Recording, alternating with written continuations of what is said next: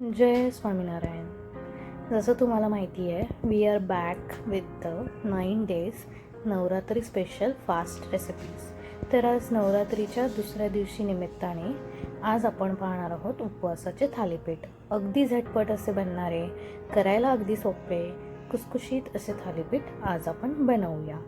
त्यासाठी लागणारं साहित्य आहे 3 ते 4 बारीक चिरलेली मिरची, थोडंसं सेंदा नमक, 1 चमचा बारीक चिरलेला अद्रक, 1 लिंबाचा रस, थोडीशी बारीक चिरलेली कोथिंबीर आणि आपण जिरापूड बनवण्यासाठी जिरे भाजून घेऊन त्याचा पूड करून घेणार आहोत.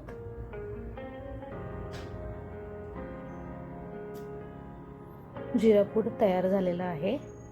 आणि आता आपण डव बनवण्यासाठी 1 वाटी भिजलेला साबुदाणा, हा मी रात्रभर भिजत घातलेला होता. आणि त्यात आपण टाकणार आहोत 1 उकडलेला बटाटा. उकडलेला बटाटा तुम्ही किसून घ्या किंवा हाताने बारीक स्मॅश करून मिक्स करून घेतला तरीही चालेल.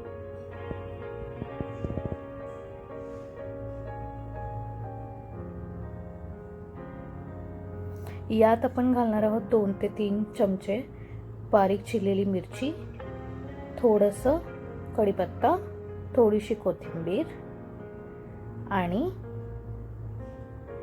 जिरेपूड जी आपण भाजून करून घेतलेली होती, चवीप्रमाणे सेंदा नमक आणि लिंबाचा रस.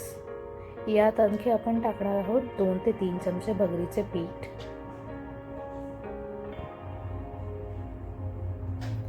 आणि 2 ते 3 चमचे शेंगदाणे बारीक वाटून त्याची पूड केलेली आहे, ते सुद्धा आपल्याला यात मिक्स करायचे आहे. आता हे सर्व मिक्सचर आपण एकत्रितपणे मिक्स करून घेऊन आपण याचा एक व्यवस्थित डो बनवून घेणार आहोत, जेणेकरून त्याचे छान असे बारीक बारीक गोळे तयार होतील. आणि थोडंसं मिक्सचर किंवा ते डव जे आहेत ते आळून येण्यासाठी आपण थोडंसं हातावर तेलाचा वापर करून त्याला परत एकदा प्रॉपरली मिक्स करून घेणार आहोत. अशा प्रकारे हे डव तयार झालेलं आहे.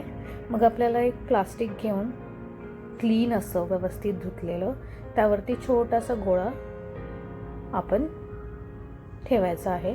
आणि आता यावरती तुमच्या सोयीप्रमाणे तुम्ही अगदी लाटून किंवा मग हाताने सुद्धा आपण त्याला थालीपीठाचा आकार देऊ शकतो.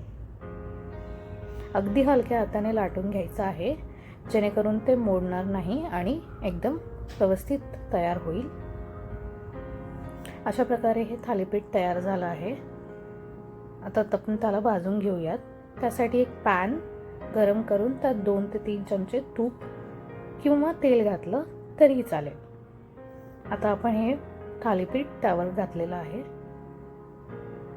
आणि साईडनी तुम्ही 1 ते 2 चमचा जसं हवं तसं तेल और तूप घालून त्याला चांगलं परतून किंवा भाजून घ्यायचं आहे. आणि अशा प्रकारे सुंदर असं थालीपीठ आपल्याला उपवासासाठी खाण्यासाठी तयार आहे. हे थालीपीठ तुम्ही उपवासाच्या कुठल्याही चटणीबरोबर सर्व करू शकता. इथे आम्ही दही आणि शेंगदाण्याची चटणी बनवली आहे, हिरवी मिरची आणि कोथिंबीर घालून. अगदी कुसकुशीत असं सुंदर थालीपीठ तयार आहे. अशाच नवनवीन रेसिपीजसाठी तुम्ही आमच्या टेस्टी हॉपिंग या यूट्यूब चॅनलला सबस्क्राईब करू शकता. आणि अशाच डेली मोर अपडेटसाठी इंस्टाग्राम आणि फेसबुकवर देखील आमच्या टेस्टी हॉपिंगच्या पेजला फॉलो करू शकता. Thank you so much for watching.